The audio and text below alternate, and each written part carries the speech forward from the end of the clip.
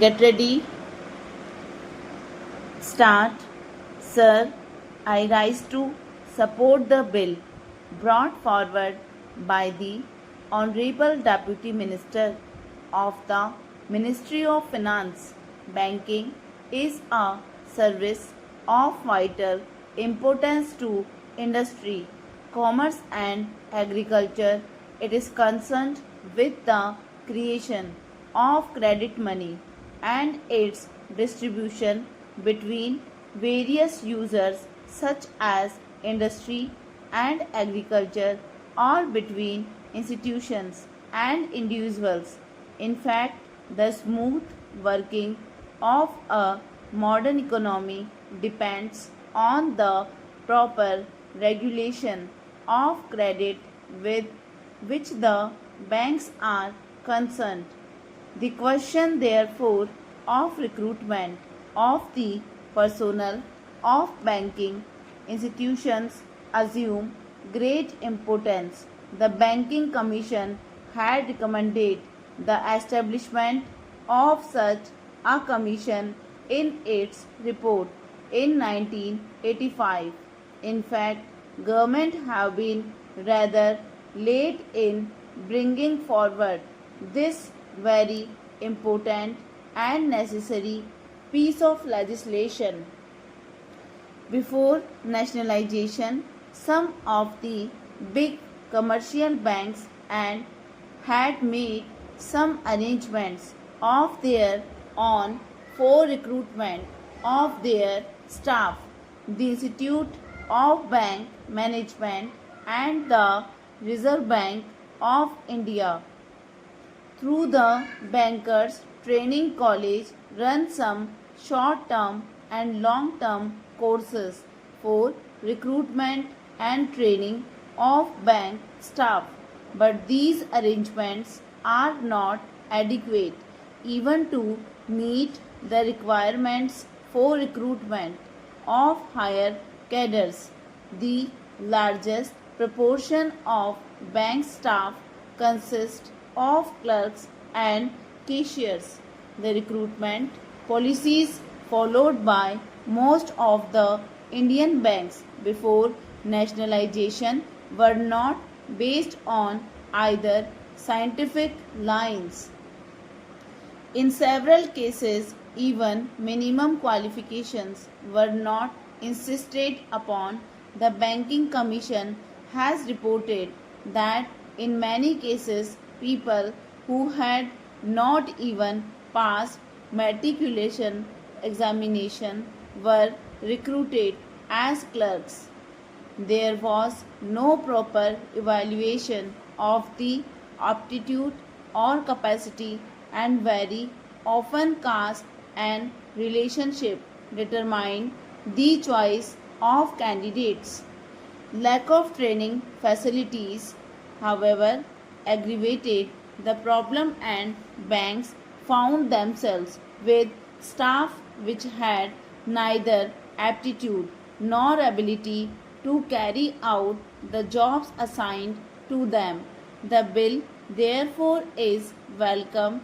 It seeks to provide for proper methods of selection for recruitment.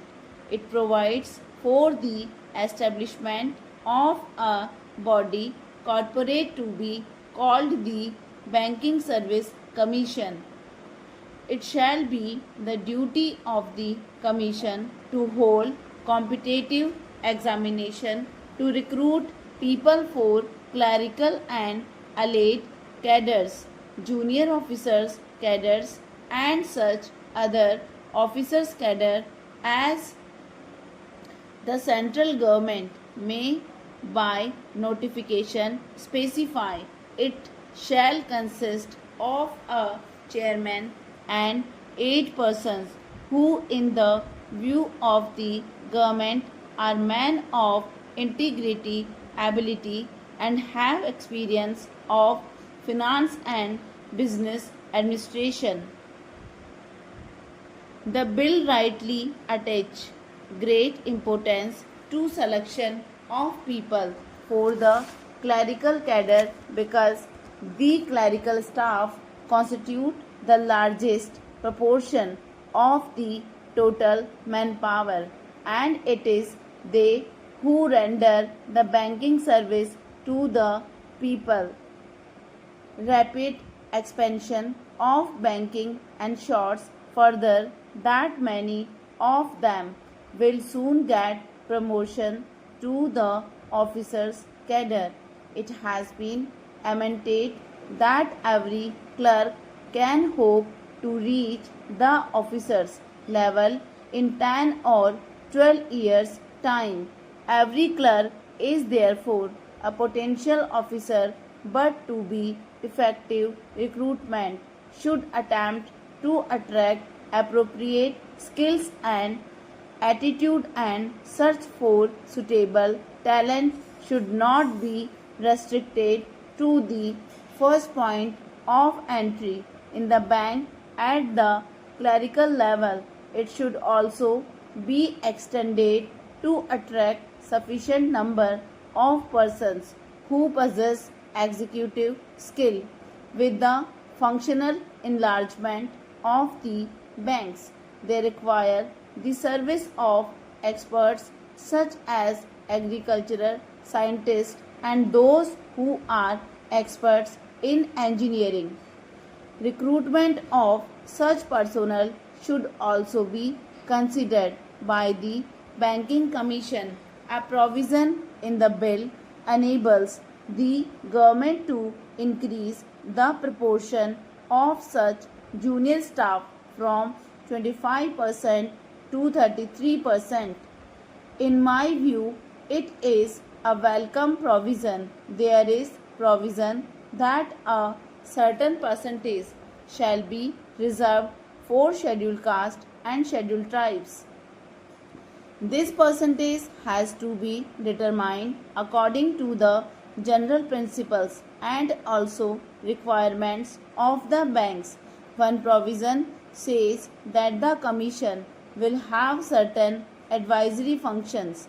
It is an important provision. We know how in government service very difficult problem of promotion and seniority arise. It is better that they are solved by a third body rather than the superior officers who have sometimes prejudice against people working under them. I hope this provision will be used for that purpose.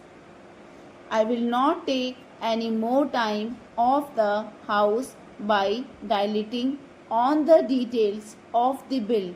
I hope the honorable members will accept the basic idea behind the bill, the establishment of a commission on the lines envisaged will impart objectivity and impartiality in the recruitment procedures of the banks by prescribing uniform qualification and eligibility standards applicable in all public sectors banks and thereby help to tap the right types of persons for the banking industry. Finally, there is a last clause which says that the government may extend the provisions of this bill to other banks if the Banking Service Commission could cover the requirements of other commercial banks. Also, so much the better. We will have uniform standards for recruitment of personnel in all the banks. With these words, I support the bill. Stop.